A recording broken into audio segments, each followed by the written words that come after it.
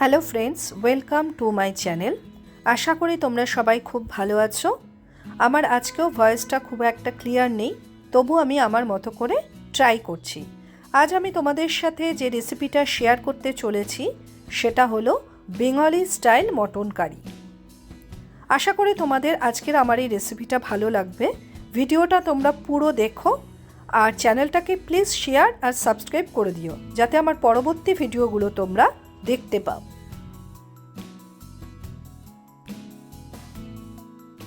এখানে আমি একটা বোলে 1 কেজি মটন নিয়ে নিয়েছি, আর মটনটাকে ম্যারিনেট করবার জন্য আমি পরিমাণ মতো টমেটো, পেঁয়াজ, রসুন, আদা, কিছুটা পরিমাণ শুকনো লঙ্কা আর কিছুটা পরিমাণ কাঁচা লঙ্কার একটা পেস্ট বানিয়ে নিয়েছি। এছাড়া আমি এখানে 2টো পাতিলেবু ও অল্প পরিমাণ টক দই নিয়ে নিয়েছি। আমি এখানে খানিকটা পেঁয়াজ কুচিয়ে নিয়েছি। এছাড়া ম্যারিনেট করবার জন্য এখানে পরিমাণ মতো নুন, হলুদ, জিরের গুঁড়ো, ধনের গুঁড়ো, গরম মশলা গুঁড়ো আর একটা স্পেশাল ভাজা মশলা গুঁড়ো নিয়ে নিয়েছি। এখানে আমি এই স্পেশাল ভাজা মশলাটা যেভাবে করেছি সেটা হলো ফ্রাই প্যানকে হালকা গরম করে নিয়ে তার মধ্যে আস্ত পরিমাণ মতো জিরে, ধনে, গোলমরিচ, শুকনো লঙ্কা, মৌরি এগুলোকে হালকা ফ্রাই করে নিয়ে তারপর আমি এটাকে গুঁড়ো করে নিয়েছি।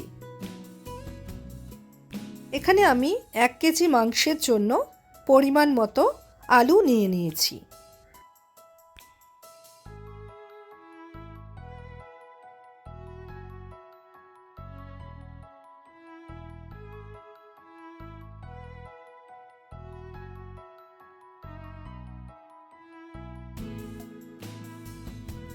সব ইনগ্রেডিয়েন্টস দিয়ে আমি মটনটাকে এবার ভালো করে ম্যারিনেট করে নিচ্ছি। এর মধ্যে আমি অল্প পরিমাণ সর্ষের তেলও দিয়ে দিচ্ছি।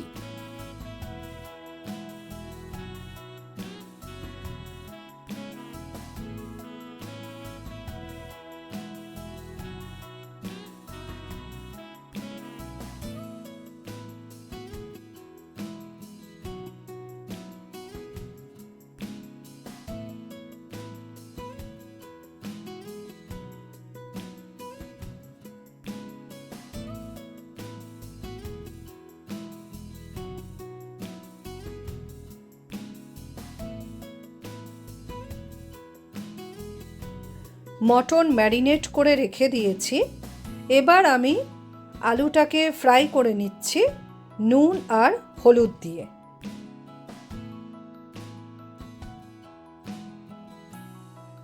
আলু ফ্রাই হয়ে গেছে। এবার আমি কড়াই থেকে আলু নামিয়ে দিয়ে কড়াইতে 4টে তেজপাতা দিয়ে দিলাম। তেজপাতা হালকা ফ্রাই করে আমি ম্যারিনেট করা মটনের ওপর তেজপাতা রেখে দিলাম।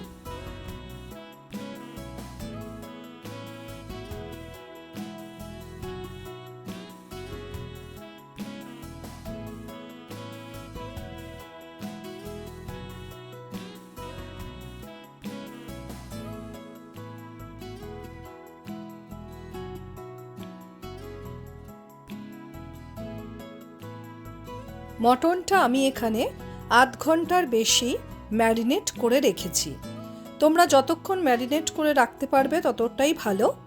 মিনিমাম আধ ঘন্টা রাখলে খুব ভালো হয়, কারণ তাহলে মটনের সাথে মশলাটা ভালো করে মিক্স হয়ে যায়।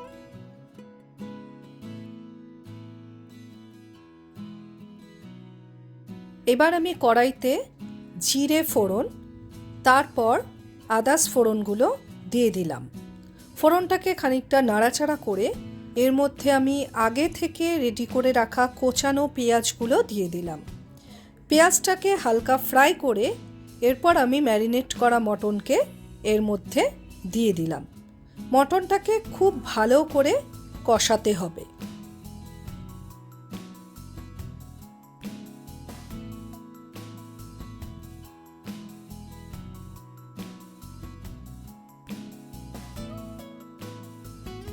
মটনটাকে আরও খানিকক্ষণ কষানোর পর এবার আমি দেখতে পাচ্ছি যে মটন থেকে তেল বেরিয়ে এসছে এবং একটা খুব সুন্দর স্মেল বেরোচ্ছে।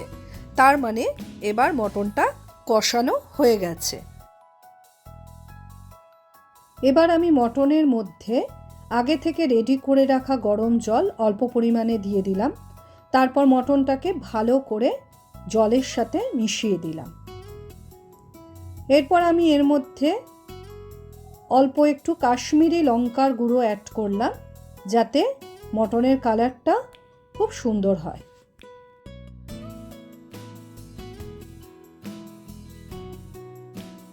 এবার আমি ভাজা মশলা মটনের মধ্যে অ্যাড করে দিলাম।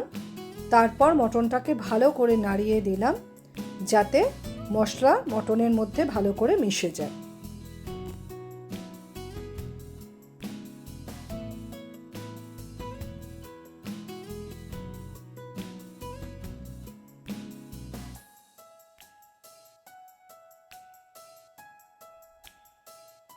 আর একটু গরম জল এবার আমি মটনের মধ্যে দিয়ে দিলাম।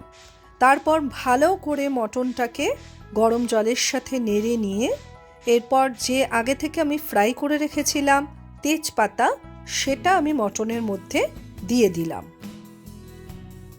এরপর আমি মটনটাকে প্রেসার কুকারে দিয়ে প্রেসার কুকারটা গ্যাসে বসিয়ে দিলাম। তারপর 2টো সিটি দিয়ে আমি গ্যাস অফ করে দিলাম। এরপর আমি প্রেসার কুকার খুলে দেখলাম মটন মোটামুটি সেদ্ধ হয়ে গেছে। এরপর আগে থেকে ফ্রাই করে রাখা আলুগুলো আমি প্রেসার কুকারে দিয়ে দিলাম। তারপর একটা সিটি দিয়ে আমি গ্যাস অফ করে দিলাম।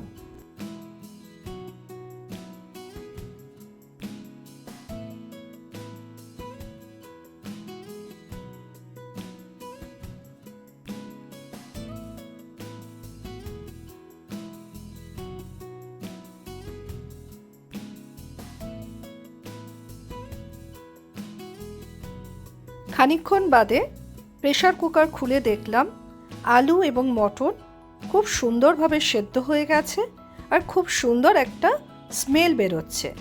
তো মটন এখন একদম রেডি পরিবেশনের জন্য।